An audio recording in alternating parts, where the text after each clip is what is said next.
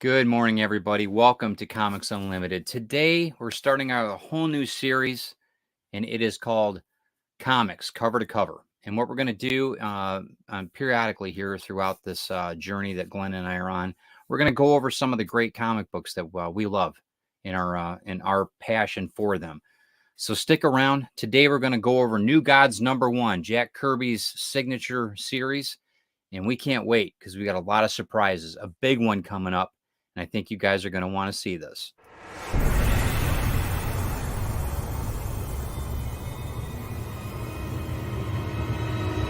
Welcome to the Comics Unlimited podcast with your hosts, Glenn B. Fleming and Ted Davis.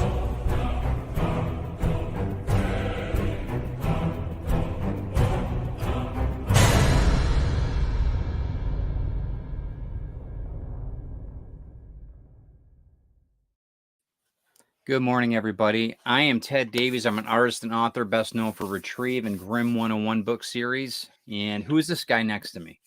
I'm Glenn Fleming. I'm an artist, writer, and publisher. I co-publish Comics Unlimited with that young man. Yep. And isn't it funny how nobody gets it right the first time when you do Isn't that? It weird? Yeah. It's weird, isn't it? And I create and publish Hatch, which the second book is coming soon. And it's going to be a great book.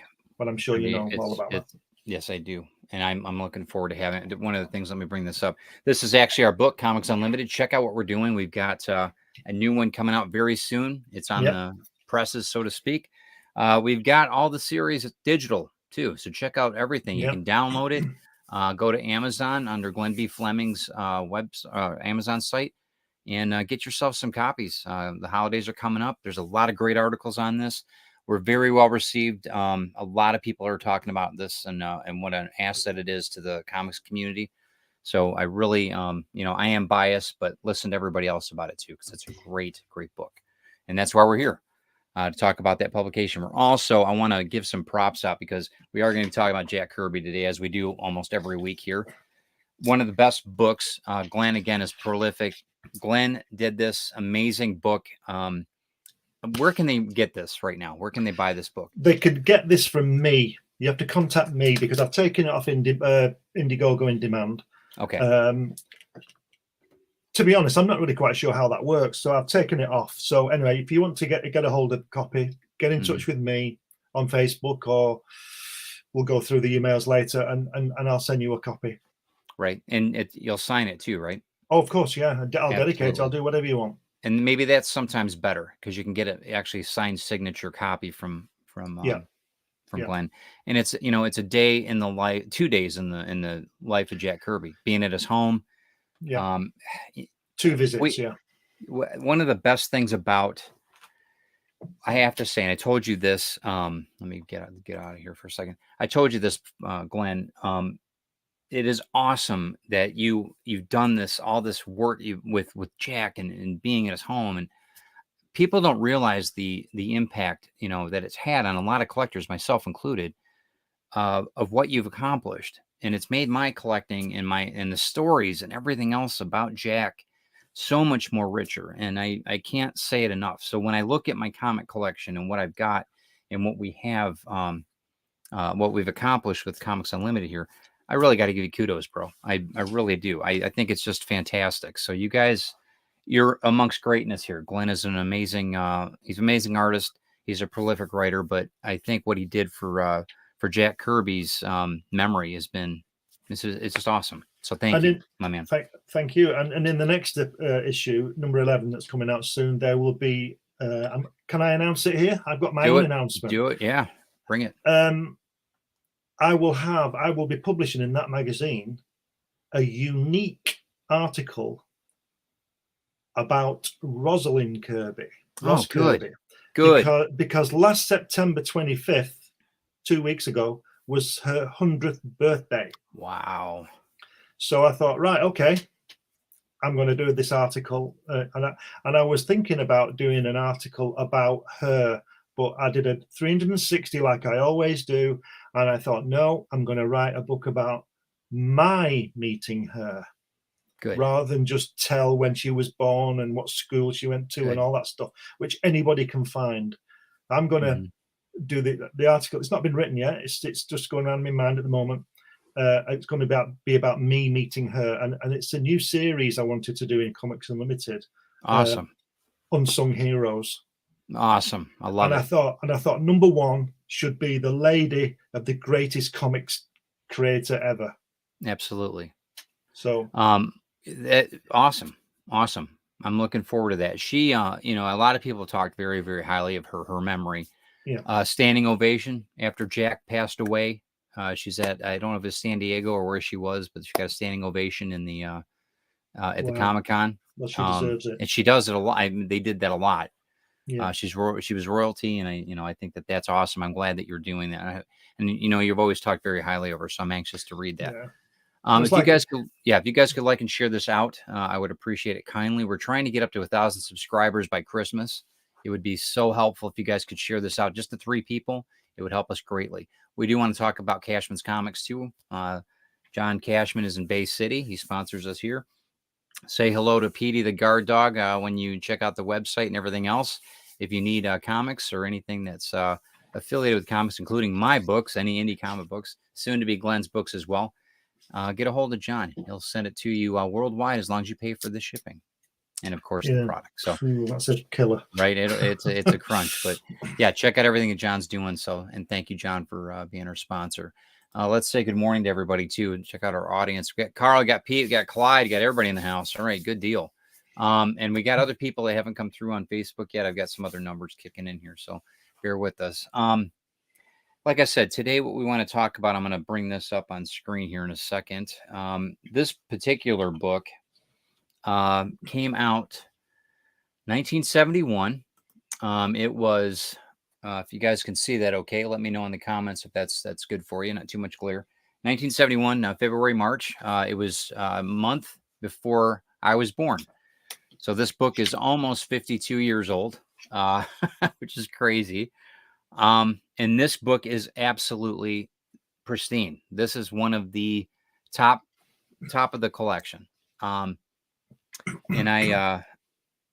this is Jack 30 years in the business, right? When he did this. And you're the man when it comes to Jack. So you're the historian. So let's see your copy first. Well, I've got an opposite, so to speak, copy. I'm going to bring you up full screen. Right. There's my copy. This is the copy I bought when I was 16 years old when this was published. Yeah. In early 71, as we've just said, or you just said. Mm-hmm. And it's falling apart because it's well loved and it's falling apart. The cover comes off. But I'm going to show you something. And I'm going to say I've never shown this before. I mean, nose is getting longer. But here we go. Here we go. Are you ready for this now? This is why my copy beats Ted's out of sight. Just watch this. You think so, huh? Look at that. Oh, that's beautiful. Look at that. That's beautiful. Signed by the man himself. Did you take that to California? I took it all the way to California, and I said, Jack, will you sign this as well as a few other things? And he said, of course he would. And he did. So, because he was a great man. Yeah, absolutely. I mean, he was the king when it comes to it. And we've had shows, countless shows, Truth Mongers. We talked about Jack being plugged into the source consciousness. His whole the whole way he created was so above bar. I think that we're going to talk a little bit about OMAC today, but not in full depth or anything. But I think OMAC, his series through DC was such it's so good now. Now it is. I think it makes a lot more sense now than it did way back when. I don't remember reading it when I was a kid, but now it makes a lot of sense. The book today, but we're going to be talking New Gods, but I just want to make that statement. But go ahead. What were you going to say? I didn't want to interrupt. I was just going to say that not to be contrary, but I think OMAC is one of the worst comics Jack Kirby ever did. No, and that's fine. I agree with you, but it makes more. Yeah, I agree. I got mine. If you said to someone, read comics because Jack Kirby's a great artist. Yeah, I wouldn't. And they saw that. Agree with they'd think, what the hell is that? I would say New Gods. I'd say New Gods, Fantastic Four. Yeah. Okay. So I had a big announcement, and I'm going to do it. And this is it. So the last, I don't know, 8 months, 6 months, whatever it's been, this book has been on my shelf, and I have been looking at it and looking through it and everything else. And late last night, when I was getting everything set up on the camera, late last night, Christine's in the other room, and I'm like, oh my God, I cannot believe this. Oh my God. Oh my You God. nearly said it then. You nearly said it. Yeah, You nearly swore. I did. I mean, she ran in. She thought something happened because we have a new kitten. She thought maybe he ruined one of my comics or a painting, or God forbid. I got Pete. You're in the queue, man. He'll verify this. I called him right away. I got Christine here, and I called him. I said, "You're not going to believe this." And he's like, "What? What happened?" And I said, "Well, I'm not gonna call Glenn. I'm not gonna tell him. I'm not gonna tell him." I said, "But this is what happened late last night." So I got the book out and I looked through it, and this is probably an 8.0. I would say this is probably 8.0. Oh. I'd been looking at it for months. I've been looking at it for Oh months, my man. God. I'm going to bring it up. Hold on. Full screen. I've been looking at it for months, and there it is, bro. There it is. Oh. Outstanding. Is that outstanding? I or think what? I think your signatures are fake. Yeah, you think that's the real one. That's what I told Pete you'd say. Yeah, I know, right? Okay, so right, okay. here's the backstory. I have to go somewhere else now and cry. Here's the backstory. But you've got other Jack signatures, so it'll definitely be something that. Hey, Keisha, how you doing? Clyde, Pete, Carl, of course. I wanted to make sure that you guys are all in on this. But Glenn, listen though, you've got other books that are signed by Jack, so we can verify this accordingly. Let me tell you the story though, and Pete, jump in if you're on the in the audience typing. Pete actually met Jack and had him sign this back in the 80s, if I'm not mistaken. Right. So this, full disclosure, this is going back to Pete, because this is honestly, there's no way I can keep this book. This has to go back to Pete. I just can't, I Pete's can't just been on the phone. He said, I can have it. Did he? Yeah. Okay, that's great. See, Pete, I told you it'd be like this. I knew. I took the wind completely out of your sails, and I didn't want to. It was more of a celebratory thing. I was like, I just couldn't believe it that I missed it. Oh. And I don't know if the pages. I don't know. I don't know if I just think you might have had that slabbed and never known. Well, they would have found it. They would have ID'd it. Maybe. Right. Maybe. Right, Pete? Maybe they would have. Wow. So yeah. I thought you'd get a big kick out of that. Not to kick you down, but I think it'd be, like we said, this is I couldn't believe it. I just couldn't believe it. So in any case, I'm gonna go full screen. I'm gonna keep us talking, but we're gonna do kind of a little bit of just the overview. We don't want to tell people about the story in full because we really want you guys to go buy the story, go get the omnibus. Go look it online, download it, whatever. You can get the synopsis on Wikipedia. But we really want to show the art. I really want to show you this is epic.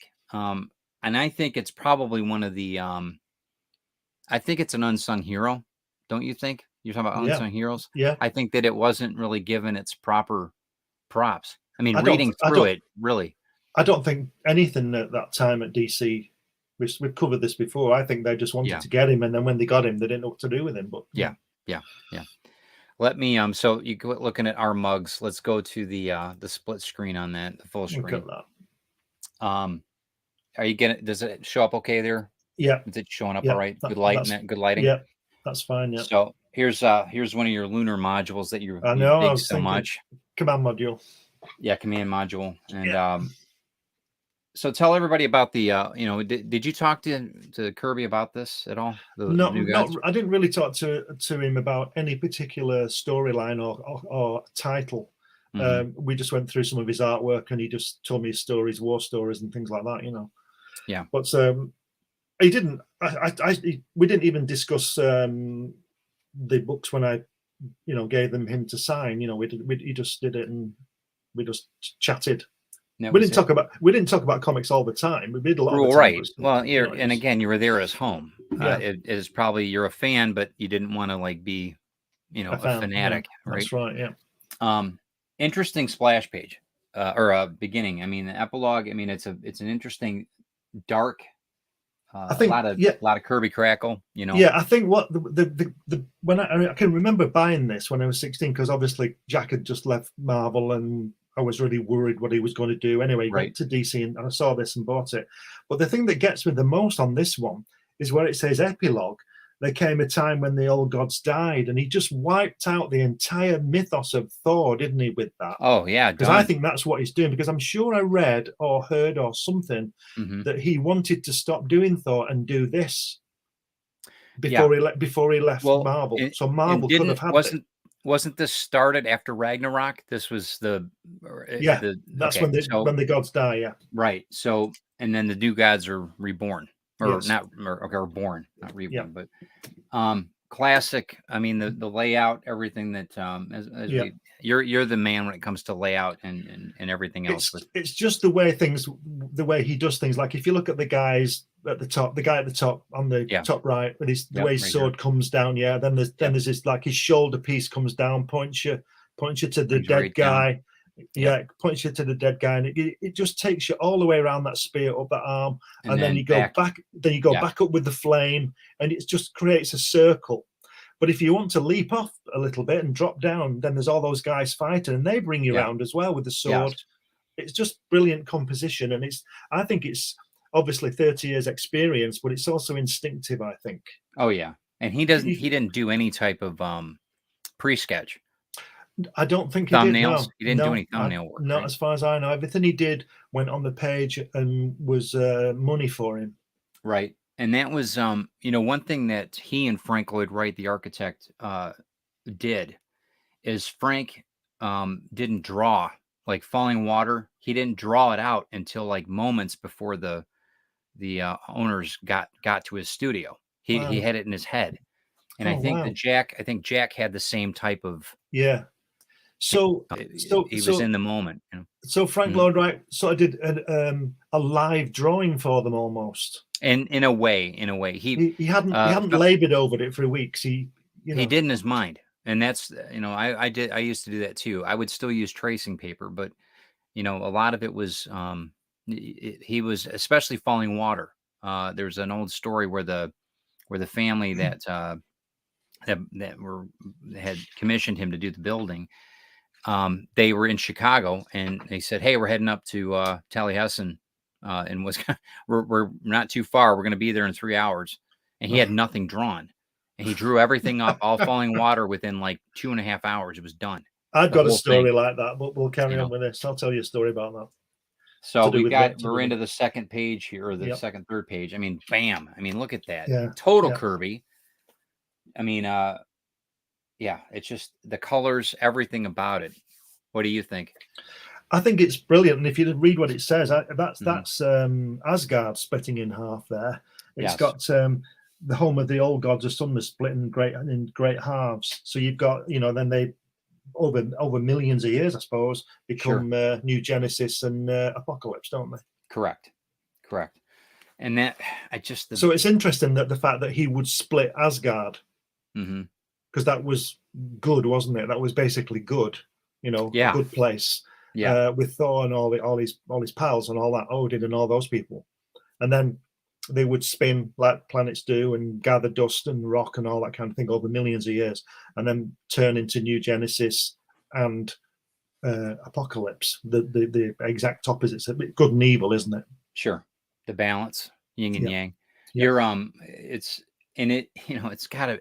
It must have been so revolutionary for you to pick this up in that time frame. I mean, it must have been just incredible. It was because I was 16, because this is just after, obviously, he left all those Fantastic Fours.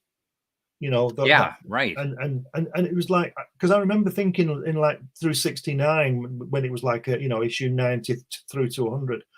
He was starting to go off a bit, because I was wondering where he was going to go, because you realize later that the ideas weren't there, that something was wrong, And I think that was because he was holding back. Well, I know it was because he was holding back, and because of publisher or because of the problems he was having with the publisher. Yeah. And when it was announced he was going to DC, I thought, what is he going to do? What is he? I couldn't make my mind up whether he was finished type of thing, or he was holding something back. Yeah. And then boom. And you've been reading him since you were 14 or younger? Oh, since I was 10. Wow. So you literally grew up with him. So literally growing up with him. That's remarkable. Classic. The page here, the third page, and one of the things you talked about too. Here's an interesting fact, guys. The origin story didn't start until I think book 7, right? They went back, didn't they? They go back in the storyline, don't they? Issue 6, I think it was 6. Okay, yeah, so the Pact. Right, and that was new. I thought when I was reading it, I thought that was for that time frame. Maybe I'm wrong, but you see a lot of movies now start that way. I know that we were talking about in Retrieve, a lot of the stuff that Craig's writing were actually mid-story before, and then we go back and show the and I think that's a really great way to bring people into a story, because it's instantly what happened. What are we what are we looking at? I think you've got to be really careful and really, really good writer to do that. Yes. I know Craig is. I know you are. And I certainly know Jack was. But yes. You've got to be it's dangerous. You've got to be careful. Yeah. But what a fantastic thing to pull off. What great confidence it takes with you and with Craig and with Jack to do that and then pull it off. I'm all about it. I was, brought to and this was one of the things, because I saw it in this when I first read it, and, Craig brought it to my attention. Hey, let's go right to the heart of it and see where we're at. And let's get everybody invested in this. Yeah. Because I think it's worth for them to be part of that story that way. So many great stories can be told that way, and I was all about it. So this very much is, I think it's pretty remarkable that Jack had the balls to do this, so to speak. I love this though. I love the symmetry. Anything that he does like this. I mean, this is, you could be a mile away and know that this line work, the shadow, the reflection work, everything is Jack. I think that my biggest sadness for this book is that Joe Sinnott, or at least Mike Royer, didn't come into. Because, you're right. Colette's doing a good job. I think Colette's much maligned. I understand why people knock his work, but he is a very good inker. Yeah. But I think that if Joe Sinnott would have done this, which was never going to happen, because he was always at Marvel, even more epic. But I'll tell you a story. I think, I'm not sure about this bit. I think Carmine Infantino over at DC put Coletta on it. Mm-hmm. And Jack found Mike Royer in California, and that was good for him because he didn't have to send the artwork away and all that kind of. And Mike is obviously an excellent letterer, because I think John Constanza letters the first few, who is a great letterer. Mm-hmm. But Jack, get this, Jack wanted John Romita Sr. to ink it. I didn't know that. And he asked John Romita to come to leave Marvel and come over to DC with him. And John Romita apparently was going to do that, but he, in the end, he didn't do that, which is a shame, because John Romita, he does ink Jack's work. Later, when he comes back to Marvel, he does a cover Captain America and stuff like that. Yeah. And John Romita is Senior is a great penciler, but he's also a very good inker as well. And people miss that, I think. So that's a shame, but it's still good. Still good artwork. Interesting. See, and that's what I mean. I have a real luxury with you here, Glenn, because the fact that you know this and that I don't know, Jack's such an ingrained part of your life, dude, that this is, I'm, like I said, I know everybody listening is richer for it because they really understand. I'm sure everybody has their little tidbits about Jack and everything else, but the history line, everything else, I mean, I'm in awe every time I hear about it. Good morning, Joe and Grant. I wanted to give a shout out to you guys as well. If you guys could like and share this out, that would be awesome. Thank you.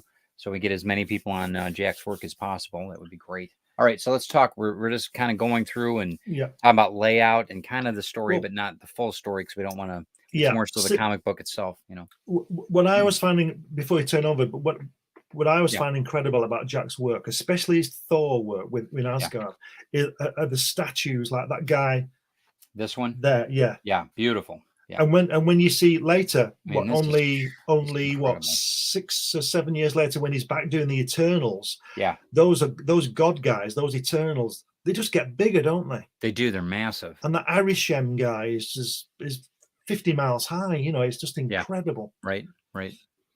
But I that just, that I'm drawing there, New Genesis, is fantastic.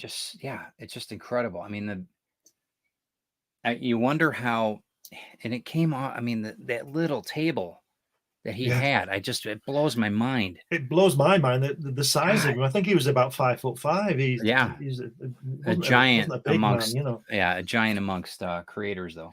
Yeah. But yeah, the tech. You know, we were talking about tech in the last. If you guys didn't see our last Comics Unlimited about comic book tech and that, I mean, there's all you can Yeah. see it throughout.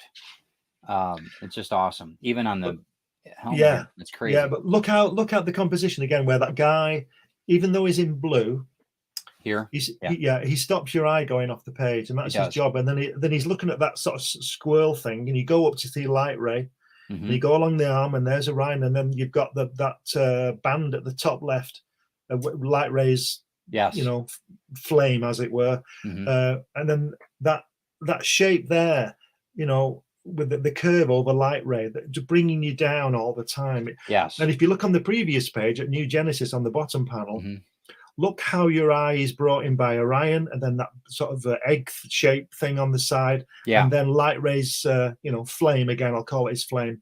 right. The way, and then you're there. It brings you in, and you're there. You're in that city, and it's so subtle you wouldn't even know it. It's just absolutely amazing.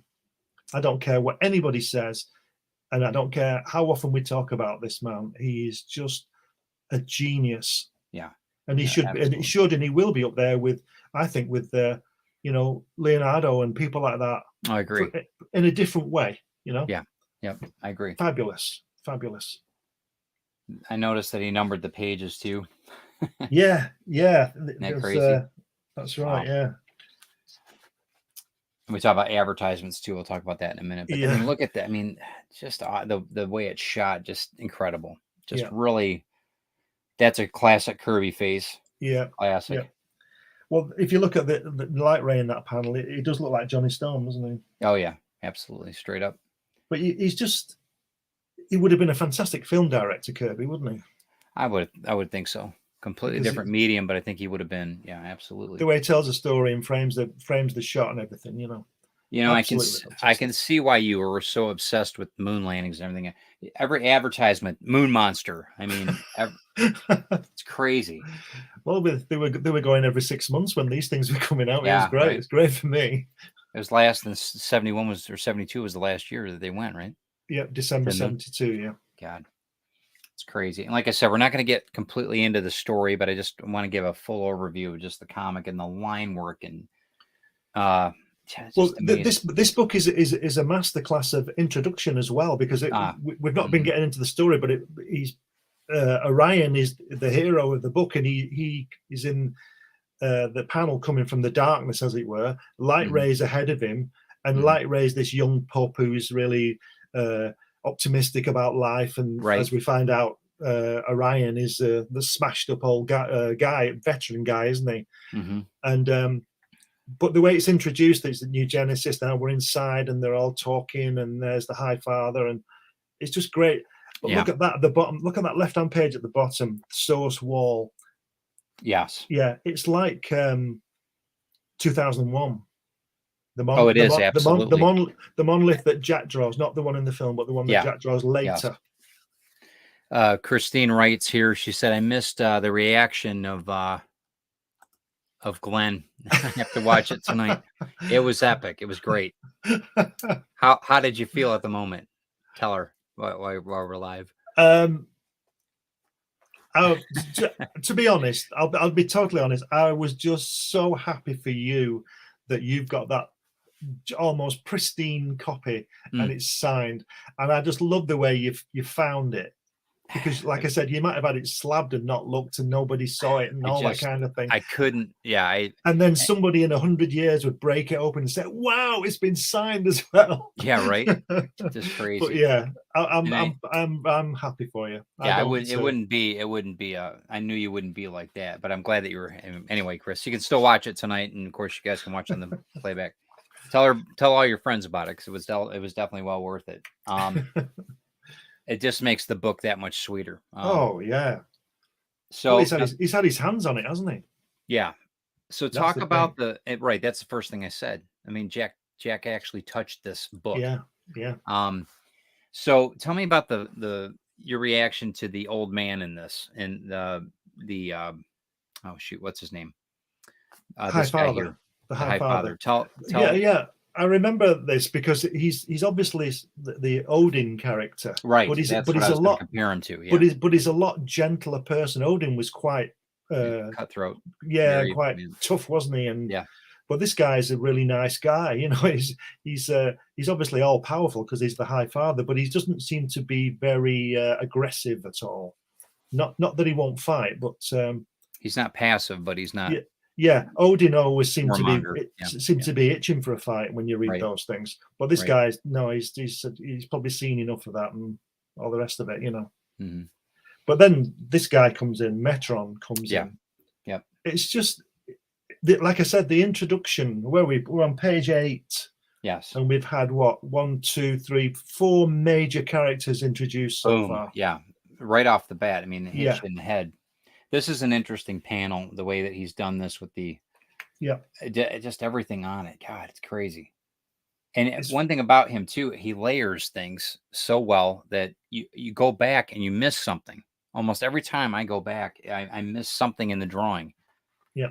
On a lot of these. And that not just this book, but in many of them. There's just so much. And then seeing that mural in his studio in LA. Yeah. That reminds me a lot of why he just likes doing that type of work. I don't know. This is important. These I'm sure you guys as collectors know. I mean, any of these advertisements are important, but when you're collecting, look for the advertisements because they're just as, I think, as important as the books sometimes. They're brilliant, aren't they? They are. Yeah, he almost looks like Planet of the Apes here. I mean, the way that it's drawn. And I wonder if they took some cues from this or vice versa. Well, he's could be, but Kirby's 3 years off Commandy at this point. Yeah, so, right. Maybe. I don't know. Just throwing it out there, but it's beautiful. Wow. See, I think that should have been a full page. I agree. Because that's like the first view of Apocalypse. That should have been a double page spread. I agree. Yep. But I think what's happening here is we're seeing that Jack is eager to get into this story. Mm. There's no filler in this. Oh no, I agree. But I do think that should have been a double page spread to show us the enormity of the place. You know. Correct. But that's just me, and what do I know? We're telling Jack Kirby what to do here. Yeah, look at this. Jeez. Just the action in those simple lines. It's crazy. Yeah, it's amazing. Crazy. I mean, look, you know exactly what's going on with this. Just insane. This book doesn't have white pages, but it's amazing that this paper lasted as well as it did. There we are. There he is. Yeah. There he is. Wow. Again, you might have thought that would have been mind you, it's only a statue of him, isn't it? So maybe that could have been a full page as well. Yeah. I'd just be happy just with full pages. I don't care. I just think it's brilliant. It's one of the best things I've ever read, this thing. Yeah, oh yeah. And I know it's a real passion for you to talk about it. So again, back to the advertisements. Yeah, they really are good, aren't they? They're fantastic. I think so, yeah. I think that they're just as we talked about doing a show just on advertisements from the old. Yeah. Yeah, I think that'll be good. You guys let us know what you think. We'd love to hear what your thoughts are on that. But I noticed that, the Kirby hands are always interesting, no matter if it's a larger page or not. They're almost it's almost like he's about ready to tear a V8 down. You know what I mean, and build and rebuild it. You know, a lot of these characters' hands. I think his hand, especially the bad guys, it's quite Neanderthal hands. I think they're not. I mean, look at that thumb. Yeah, right. It's wrong, isn't it? But it works. It is, but it works. But look at the excuse me. Look at the middle panel. The tumbling and look at the way that guy's going over to the left, going off the page to the left towards the text. But look at the guy he's hitting there with his forearm. The way his helmet is. Right. It's just simple things like that. His helmet is not quite off. It's to me that it's just the way he does it. It's brilliant. It's like mid motion. It is. You know, you can see his helmet's going to come off, but it's not quite come off. I think it's fantastic. It's just it's just something else. Like I said, we're just kind of getting the feel of the book, and so you guys can go out and get that omnibus, or maybe if you're lucky enough to find one of these in a dollar bin, you better snatch it up. I mean, look at that Dark Side Dog Cavalry. I mean, look at that. Right? Is that nuts? It's crazy. Crazy, isn't it? It's like a slim version of the guy in the Fantastic Four. What's he called? The Inhumans dog, Lockjaw. It's like his slim cousin, isn't it? Mm-hmm. Right. Absolutely brilliant. Wow. I'm really glad Orion didn't have a cloak. Did Kirby do 2, 4, 6, 8, and then go back down to 1 again on those panels, or did he mix match them? Did he ever? Have you ever noticed that? Yeah, he goes all against his own, the way he does slanted ones. But in Hunger Dogs, he does round circular panels, and it doesn't work at all. It's like he doesn't. It's like he's. No, we can discuss that another time. Okay, we will. But he goes against his sort of layout. I think his layout is good the way he works it, because it's like when Dave Gibbons did Watchmen. Yeah. Freeze frame is what what Joe said. So right. Go ahead. When Dave Gibbons did Watchmen, he decided to do the panels the same size because it was like you were looking at a movie screen, and that doesn't change. It doesn't change size, and that's why I always do this kind of panel work like this, because I know somebody used to work with somebody years ago, and the first thing he would do was design the page, a circular panel here, long, a rectangular one here, and that's wrong. That's not telling the story. The important thing is the story. Understood. And when you start putting arrows as to where you're going, I think you've lost the plot. Yeah, literally. Right. Yeah, it becomes a roadmap. It doesn't become a layout. Oh, the club is just that thing is awesome. Again, Kirby Tech, you're right back at it. But look at that Calibat guy, top left. That's what's he called? Ulick, and what's the Blastar's brother, isn't it? Right. They all look the same. It's the same big tough guy with long black hair. Right. And just the line work. He looks so gorilla. He looks solid, doesn't he? It looks like if you hit him, you'd break your hand. Oh yeah, easily. But that's and then the Kirby Crackle, even in the black and white. I mean, even in a very neutral. God, it's just. Can I give away a secret? Tell us. People do a lot of Kirby Crackle in their comics, and it never looks right. And I think I know the reason, and it's why I don't do it. They use a circle template. Right. If you look at those, if you look freehand, you've got to do it freehand. Yeah, you do. Mike Mignola is the only guy that I think can really do Kirby Crackle the way that I really appreciate the way he does it. I really think Mike Mignola's got it down. Even he said that he wouldn't be as far along if it wasn't for Kirby. Yeah, and he uses it throughout Hellboy. You'll see it quite a bit in his work. But the Kirby Crackle, I mean, even in the small amount here, I think you're absolutely right. You can see every bubble has, or every crackle has its place. Yeah. A lot of people use templates, and no, it just doesn't work. Yeah. It's too straight and too regular. So we got here. Wow, look at that. I've appreciated it more going back through it again and reading it, seeing the panels again. That's crazy. I mean, look at the tech in there. Yeah. I wish we would have had this out at the last show, because, man, just amazing. You see, the thing about Kirby as well is, like you're saying about that tech on that top panel, it's just throwaway, isn't it? Yeah, it is. He's not making a point. He's just No. it's just It could work. It could work. do. Yeah. But he's not saying it does work, but it could.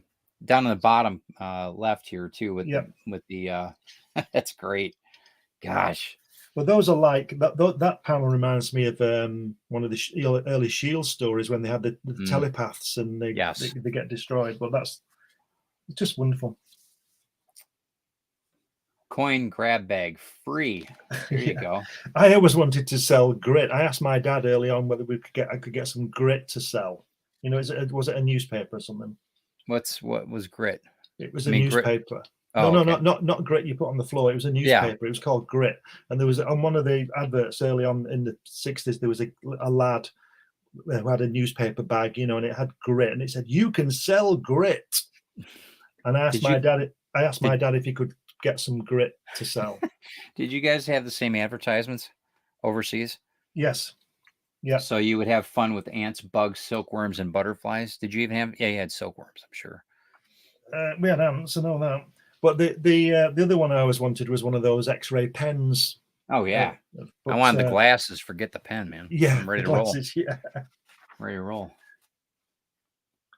Wow. God, look at that one. Jeez. Yeah, that's crazy. It's very. You can tell it's Coletta on that. Yeah, yeah. The hair on the fire stick there, boy. Yeah, right. And all that kind of thing. But yeah. Yeah, he was down. I mean, look at. I mean, it was just perfect. It's just perfect. Look at that one at the bottom left there. Swam or swam. No, on the other page. That one was. Oh yeah, he's falling being back. Smacked. Yeah, being blasted. Yep. Even his foot looks heavy. I mean, it's God. Just the absolute weight of it. But what it does though, because it says Jack's established that this guy is as tough as granite. That power that knock him over like that must be really something. You know? Sure. And again, this is just the intro to the series. I think that you guys will be. There we go. Warner Brothers Reprise announces the biggest bargain, the big ball. Okay. Look at that. Arlo Guthrie, Grateful Dead. God. Wow, James Taylor. Look at this. Yeah. Wow. That's awesome. Jethro Tull. Wow. Isn't that crazy? You've got to get that. See this page here that on the right. To me, again, any one of these panels could have been double the size. Oh, easily, yeah. I mean, this is fantastic. Yeah. This one here is great. You notice they didn't use a lot of the backgrounds in some of these. It's just this. Well, that might be the Coletta. I don't know. Maybe. And again, Kirby crackle all through. Yeah. So they're going to. Are they going through the boom tube there? They are, aren't they? Yeah. Yep. Fantastic. But look out at the bottom left there, where it's disappearing. And it hits the wall, and doesn't go through. Right. Fantastic. Absolutely amazing. Got that face. It's great. Jeez. Look at that. Stellar. That is spoiled by all the lettering. I agree. They should have just written that very small to me. I agree. What a great introduction. And that, just, that Darkseid's such a, incredible. Just incredible.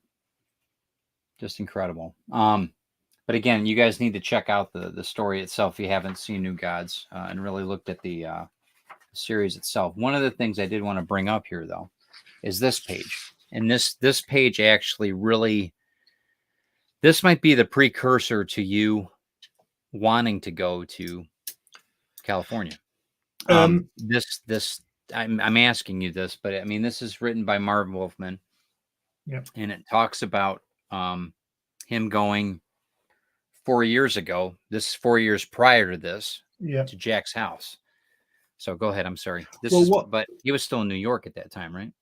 Yes. 4 years prior. So yeah, they all ended up moving, I'm sure. But what happened was, it's in the. I've covered it in the book. What happened was that I would always obviously have wanted to meet him. Mm-hmm. But I got out of comic when I started college in '72. I got out of comics. I was grown up. I was 17. Yeah. And stopped reading them. and I wasn't really happy with the way they were going anyway. But I went to college, and it was a good 10 years before I got back into them, early Sure. 80s. Sure. And I bought all the old ones again because I knew Kirby and I saw them. I got them again. And I still had some over in the loft, and all that kind of thing. But I haven't touched them for 10 years. And then I got back into it again. And I remember thinking, I wonder if Kirby's still alive, because I knew he would be in his 60s or something by this time. Sure. And I found out he was. And then he was going to come over to the London convention in 1986. So I thought, well, I've got to go to that, because just to shake his hand, Sure. Anyway, that was he cancelled his visit. He didn't want to fly, and so that was disappointing. But then I remembered the Marv Wolfman and what's the other guys, Evanier, and the other guy, Ween, Sherman, Steve Sherman. Yeah. They did a letters column and a text column like this in the later issues, and I always remember this because it was odd, because I live in England. It won't be odd to you, but he lived in a place called Thousand Oaks, which I thought was fantastic. Yeah, and I also remembered that it said on the at the end of the column, Thousand Oaks, California, and blah blah blah blah. So I found it on a map and realized, it was only 50 miles or so from LA. Sure. And then it's a nice suburb. Yeah. Nice. And then the story. I went to Barbados and met Bob and Suzanne, and they were from California, and asked them if they knew where Thousand Oaks were. They yes, blah blah blah.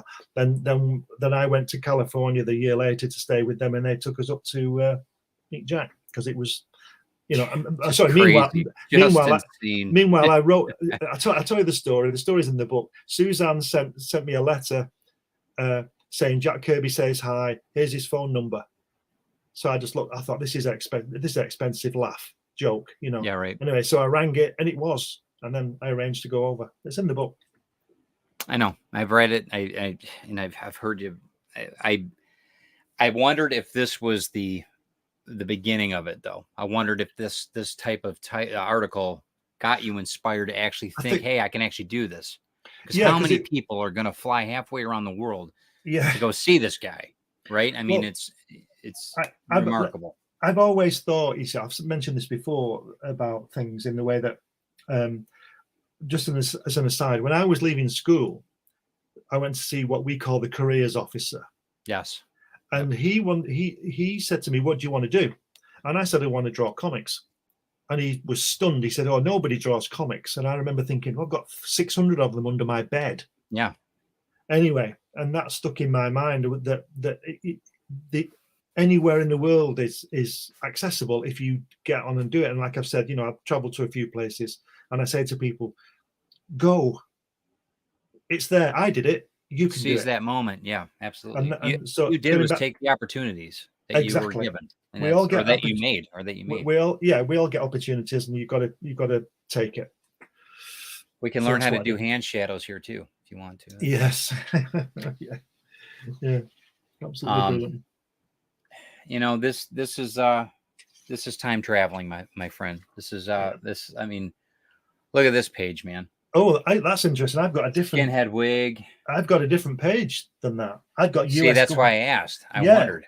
Well, I didn't. I'd noticed this before, because obviously I've not seen your copy. Now, do you have you have the Pence version too, right? New Gods Pence. No, I've got a 15. Interesting. No, this is 15 cents. Interesting. I wonder how that works. I don't know. It is original copy, right? It's the first one. Yeah. Not a second print or anything. No. Huh. Well, that's interesting. That's very interesting, as that German guy says. I'm laughing. Yeah, right. I'll have to check that out. That's really, really cool. So you don't have the Milk Duds cover here, or the yes, I've got that. You don't have this. That's right. Huh. How about the back?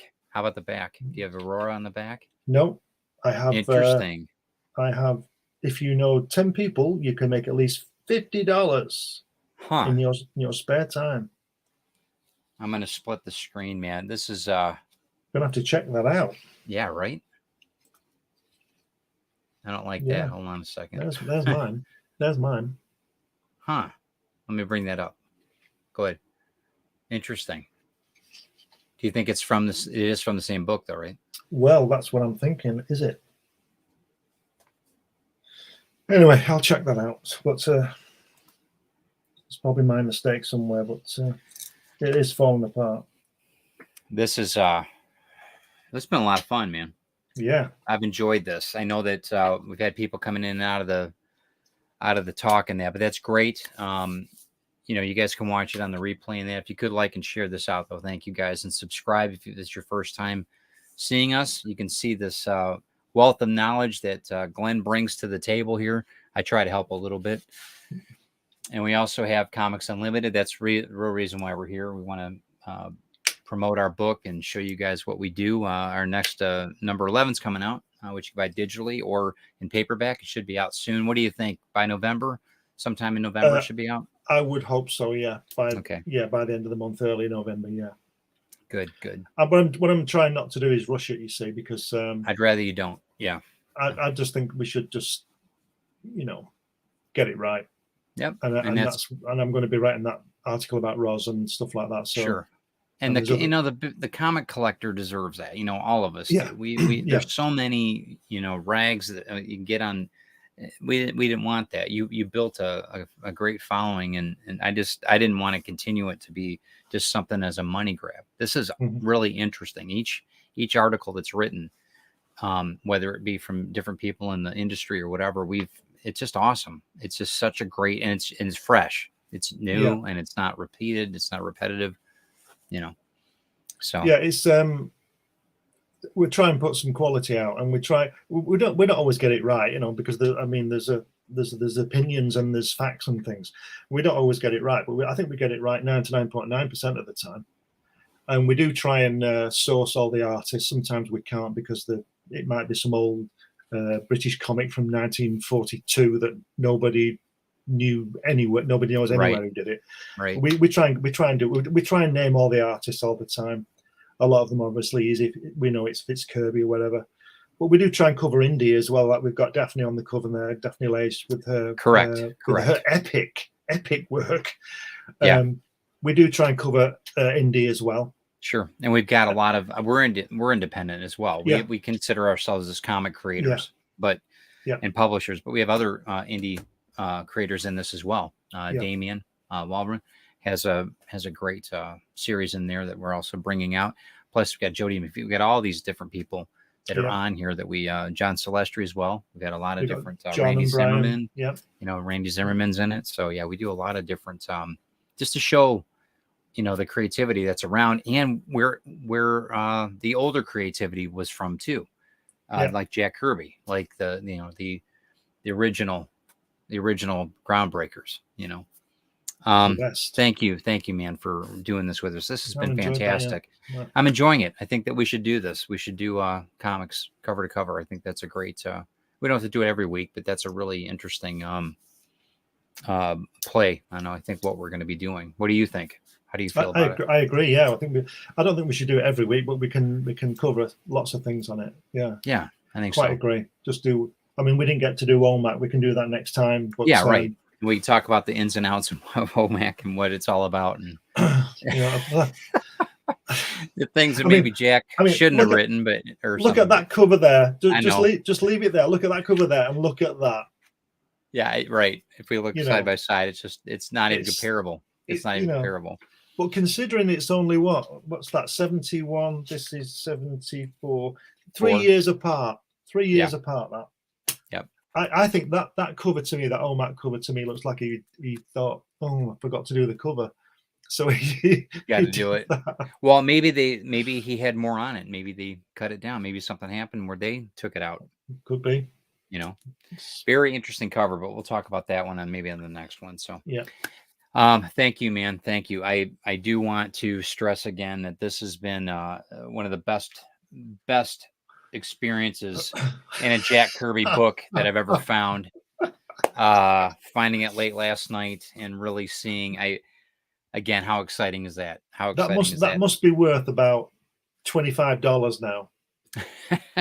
I think they're probably averaging a little under 2,000 now with the signature, a little under, but it might be a little bit more, a little bit less, but who cares?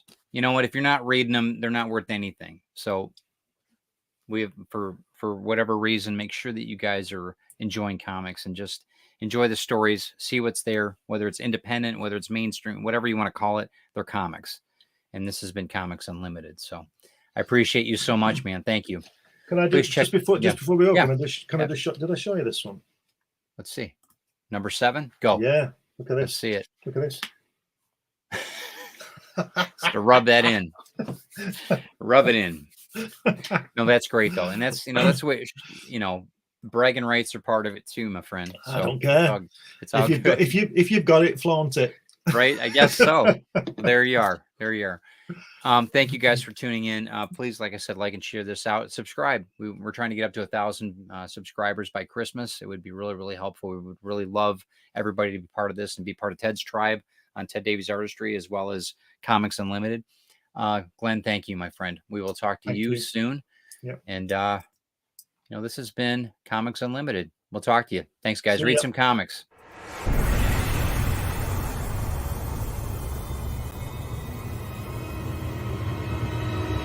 Welcome to the Comics Unlimited podcast with your hosts, Glenn B. Fleming and Ted Davies.